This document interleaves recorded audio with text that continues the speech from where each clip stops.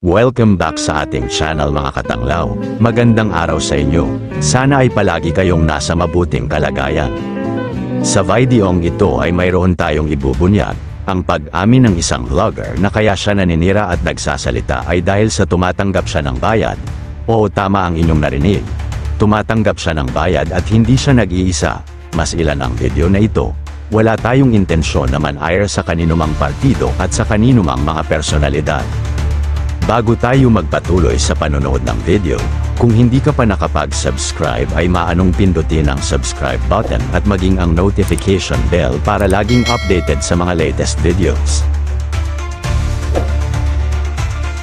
Epipanyo Labrador, isang vlogger. Ang tawag niya sa kanyang sarili ay extreme commentator. Masasabi natin na totoo nga ito, dahil kapag bumitiw siya ng salita ay talagang bumibura, sagad sa buto at talagang manggigigil ka sa galit sa mga sinasabi niya. Sa pananalita niya at sa pagsisinungaling niya ay pwede na niyang palitan sa pwesto si Satanas. Ano nga ba ang dahilan ng kanyang ginagawa? Dito ay isisiwalat sa atin ang dahilan ng kanyang pagsalita at pagtuligsa sa mga personalidad at sa mga samahan. Panoorin po natin. Dapat naman para sa amin sa YouTube.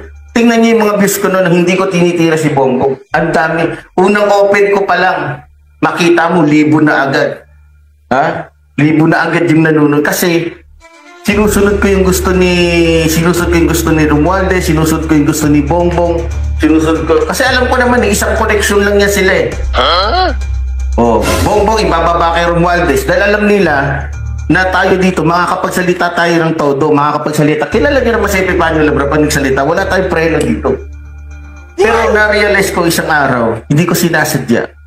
Habang tinitignan ko si Sarah, ramdam ko yung sakit na nararamdaman niya bilang isang Bisaya din eh. Ramdam ko, sobrang naramdaman ko, sobrang naawa talaga ako kay Vice President Sara Duterte. Sobrang naawa ako, grabe. Hindi ko mapigilan. Narinig natin mga katanglaw, may mga kilalang personalidad na nag-utos daw sa kanya para makapagsalita ng laban sa kung sino ang ipag-uutos nilang atakehin. Paalala lang, hindi natin sinasabi na ang ipinahayag niya ay sinasang-ayunan natin o sinasabi nating ito ay totoo. Maaaring ito ay sabi-sabi niya lamang. Masasabi nating may katotohanan ito kapag ito ay napatunayan na sa harap ng hukuman. Mapapansin din ang sinabi niyang naaawa siya sa isang tao na kanyang inaatake sa kanyang programa at nakukonsensya daw siya. Alam ko mawawalan ako ng mga views dahil nga sa tinira ko ngayon, ilalabas ko yung sekreto ng mga Marcos eh. Diba? Hindi ko na kaya eh. Pasensya na talaga, hindi ko na kaya. No? Hindi ko na kaya yung inuutos pa ng mga dahil lamang sa utang na loob na yan, putang inang utang. Kaya hinihintay ko na lang sana mabenta yung aming lupa para mabayaran ko yung ano na yan. Yung utang na loob na yan. Pero hindi ko na kayang gawin. Kaya may rason ako mga kababayan.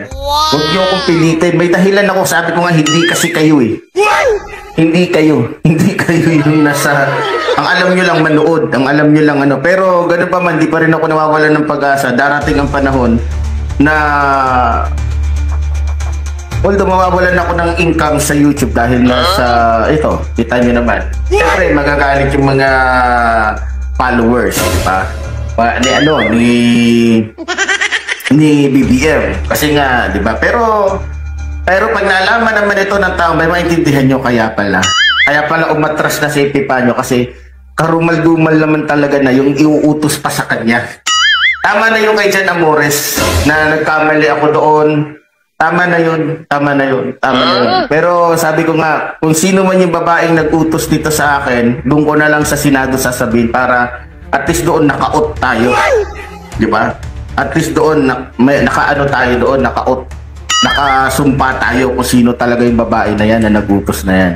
So, di ba? Napansin ba nyo ang ibinunyag niya? Mayroon daw babaeng nag-uutos din sa kanya na nasa Senado at handa din siyang magsalita doon dahil sa mayroon daw gagawing oath o panunumpa doon. So, ganun pa man mga minamahal ko mga kababayan, simula ngayon na okay lang, tanggapin man ako hindi ng aking mga kababayan o ng aking mga kababayan na Bisaya mo, naging mo na ako na dili man ta perfecto pero sukad karon, no? dili ko musugot na daog-daugon na lang gid ninyo si Vice President Sara Duterte. Nahibalo ko na, di ba? Pero hinaot unta na, di ba? So sa atong mga kaigsunan na mga Bisaya, mag-ingat po kayo. Lalong-lalo na po doon sa mga vloggers na ginagamit ngayon ng mga Marcos. Habang maaga pa, umalis na kayo. Baka matulad kayo sa akin. Pero sa bagay, kaya nga kasi hindi nga ibinibigay ng mga Marcos, ng mga ni Romualdez, yung mga mabibigat na usapin, yung mga, alam niyo, yung mga delikado. Kasi, ano sila, nakalantad sila. Kukuha niyo yung punto, yung punto ko. Kaya sa akin ito ay pinagkatiwala ni Romualdez, itong paninira kay Sara. Dahil, tingnan nyo naman, di ba? O, nakukuha niyo ang punto ko. Kaya sa akin pinagawa. Ngayon, sobra na eh. Hindi na makatao yung pinapagawa nila sa akin. Kaya, yung konsensya baga, kung nagawa ko man dahil, siguro dahil na lamang sa natuwa ako, dahil natulungan yung tatay ko na nailibing na maayos, yung anak ko na nagkasakit ng mga panahon na yun na talagang grabe. Pero, ayun pala ang dahilan kung bakit niya natanggap ang alok sa kanya na atakihin at siraan ang ilang personalidad sa lipunan.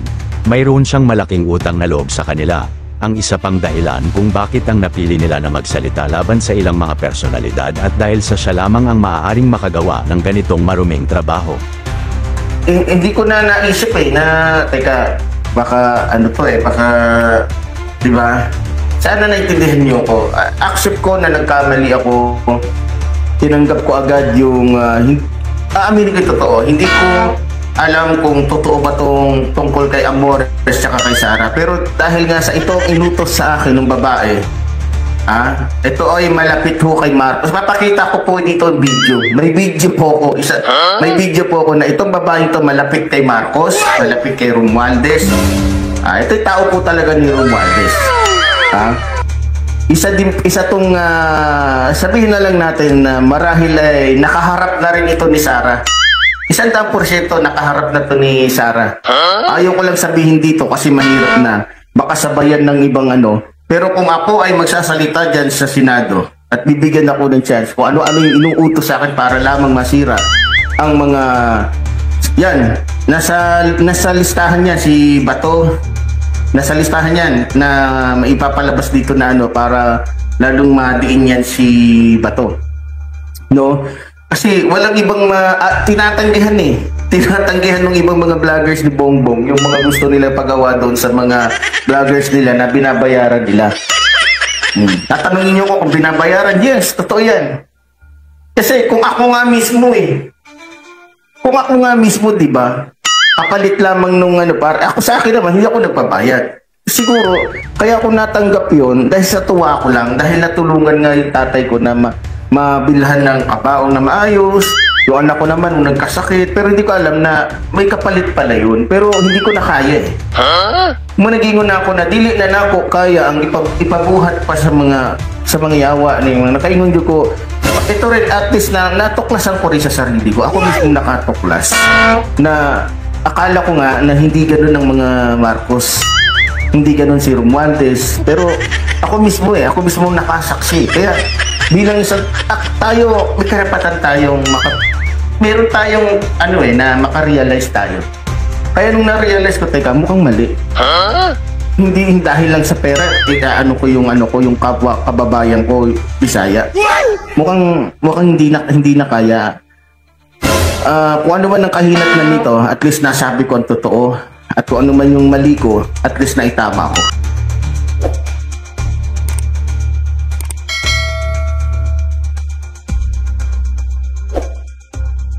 Maliwanag ang mga sinabi ni Labrador o si Palacio. May mga binabayarang vlogger para makapagsalita ng paninira at pang-aatake sa ilang mga personalidad sa lipunan.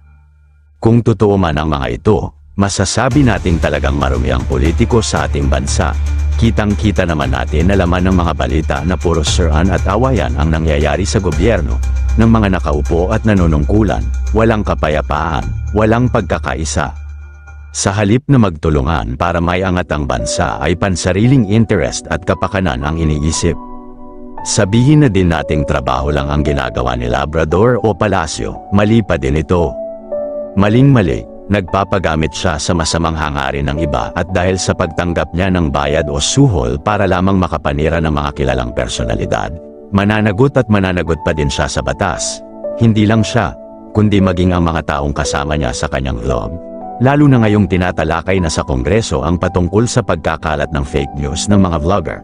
Kaya mo bang harapin si Kong Marcoleta sa Kongreso? Baka kapag nakaharap mo na siya, pati kaluluwa mo manginig sa takot.